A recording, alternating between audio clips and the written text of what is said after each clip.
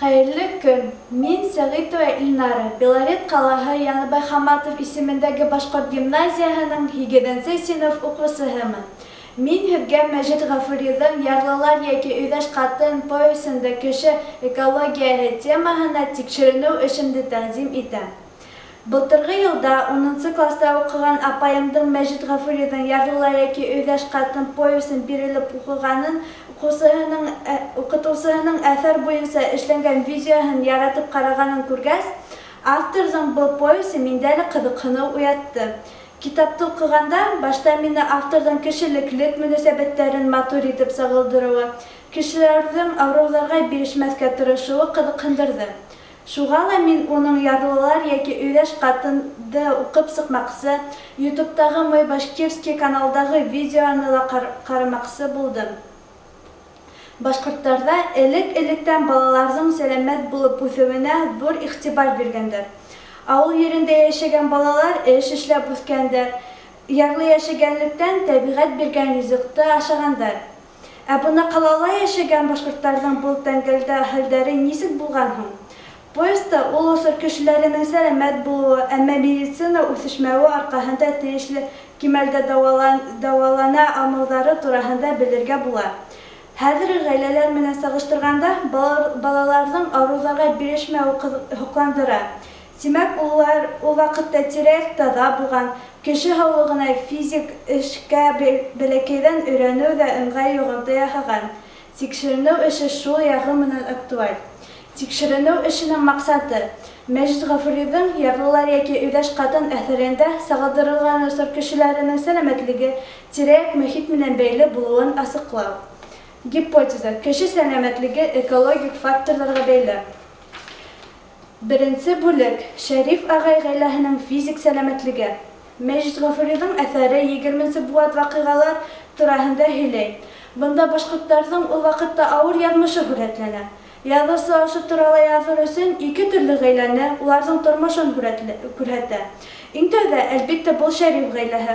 Улар ярлы йәшәйҙәр. Ғаиләһен аҫлар өсөн Шәриф көн һайын берәй байға, хәллерәк кешегә яланып эшләй.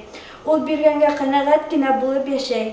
Тапҡан аҡсаһына ҡыуанып, ғаиләһе өсөн байрам табыны әҙерләй. Шәриф ғаиләһендә 4 кеше. Ул үҙе, ҡатыны, ҡыҙы Гөлйыхан һәм улы Хоҙайбирҙе. Улар ярлы йәшәһәләр ҙә бик бәхетле булалар.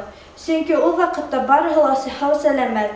Әммә Шәрифтең ауырып китеүе, үлеп ҡалыуы һәм күршеләренең Йәмиләнең бәхетһеҙ һәм фажиғәле яҙмышы аҙаҡтан бөтәһен дә үҙгәртәсәк.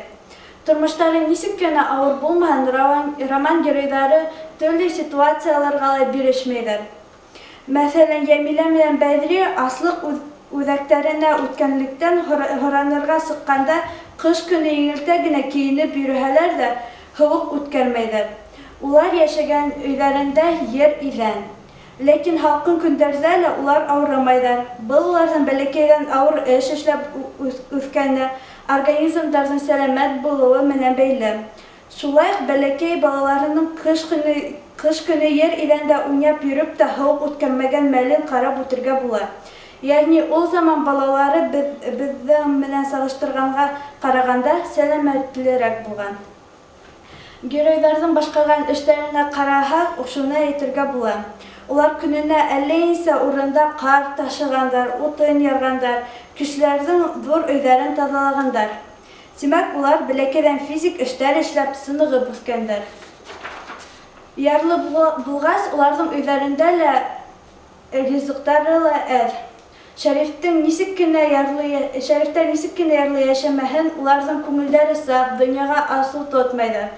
Хәтта бер бай ҡатындың күстәнәс итеп биргән ҡалдыҡ-боҫтоҡ ашамлыҡҡа уның тыныс ҡарауы миңә лә тиңдәштәремә лә аңлашылып етмәйҙер.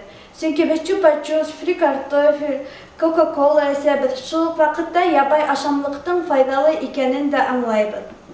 Беренсе бүлек буйынса һығымталар. Физик эш эшләп үҫкән балаларҙың сәләмәтлеге ныҡ була. Тәбиғи ризыҡ һатыуҙыҡына ҡарағанда күпкә файҙалы. Кеше һаулыҡ һаҡлау мәсьәләләренә ҡағылышлы төшөнсәләр буйынса хәбәрҙар булырға тейеш. Икенсе бүлек. Әҫәрҙә кеше һаулығына тәьҫир итеүсе факторҙар. Кеше экологияһы әлбиттә уның һаулығының торошы, ә сәләмәтлеге йәшәеше менән бәйле. Мәҗит Гафуриҙың повесендә һүрәтләнгән заманда электр яҡтылығы булмаған һәм кәрәсинде бушҡа сараф итмәҫ өсөн кис етүмән йоҡларға ятҡандар, яҡтырһа торғандар. Тимәк, улар тәбиғәт закондарына ярышлы йәшәгәндәр. Кешенең сәләмәтлегенә уның дөрөҫ туҡланыуы ҙур йоғонто яһай. Мәҫәлән, балалар ауыл ризыҡтары: һөт, ҡымыҙ, айран, ҡорот ашағандар, ҡурмас ашағандар. Тимәк, улар сифатлы ризыҡ ҡулланғандар. Сәләмәтлеккә шулай ғаилә ағзалары бер-беренә мөнәсәбәте лә йә ыңғай, йә кире тәьҫир итә. Мәҫәлән, Шәрифтең өйөндә татыулыҡ, бер-береһенә ихтирам бар. Шуға ла уның балалары һау-һаҡ, күңелсәк кешеләр. Улар күңел төшөнкөлөгөнә бирелмәйҙәр. Ә бына Йәмиләнең өйөндә, киреһенсә, әрләшеү, ҡысҡырышыу хөкөм һөрә. Икенсе бүлек буйынса һығымталар. Кеше тәбиғәт закондарына ярышлы йәшәргә тейеш.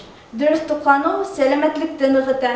Ғаиләләге татыулыҡ кеше сәләмәтлегендә ҙур роль уйнай. Өсөнсө бүлек — беҙҙең класс уҡыусыларының экологияһы. Класташтарымдың кеше экологияны ҡараштарын белер өсөн анкета һорауҙарына яуап алыу үткәрелде. Анализлау һөҙөмтәләре шуны күрһәтте: класста 28 уҡыусынан 26-һы мәктәп йәшендәге уҡыусыларға тейеш булған туҡланыу ҡағиҙәләрен тота. Һорау алыуҙың икенсе пунктында уҡыусыларҙың спортҡа мөнәсәбәте асыҡланды. Үкенескә күрә, 28 кешенән бары 18-ы генә иртәнге күнекмәләрҙе эшләй булып сыҡты. Кешенең сәләмәтлегенә уның йәшәү шарттары ла мөһим роль уйнай. Класста 21 бала йә үҙҙәре төҙөп сыҡҡан өйҙә, йә фатирлы йортта йәшәйҙәр, етәүһе дөйөм ятаҡта.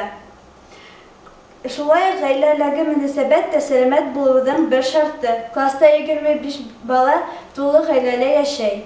Класстағы 28 баланың 26-һы төрлө социаль сеттәрҙә сама менән ултыралар. Тимәк, уларҙың тышта йөрөргә ваҡыты ҡала. Ауырып дәрес ҡалдырғандарҙың күбеһе иртәнге күнекмә эшләмәгән балалар булып сыҡты.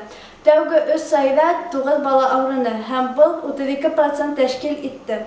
Ә спорт менән шөғөлләнгәндәре, дөрөҫ туҡланғандары, ғаиләләге дөрөҫ мөнәсәбәт булған 19 бала һау-сәләмәт һәм улар 72% тәшкил итә. Һығымта. Кеше экологияһы түбәндәге факторҙарға бәйле. Көн режимын һаҡлауға, һәр кемдең туҡлыҡлы һәм файҙалы ризыҡты һайлап белеүенә, спорт менән шөғөлләнеүенә йәки иртәнсәк күнекмәләр яһауына, ғаиләләге йылы мөнәсәбәттәргә.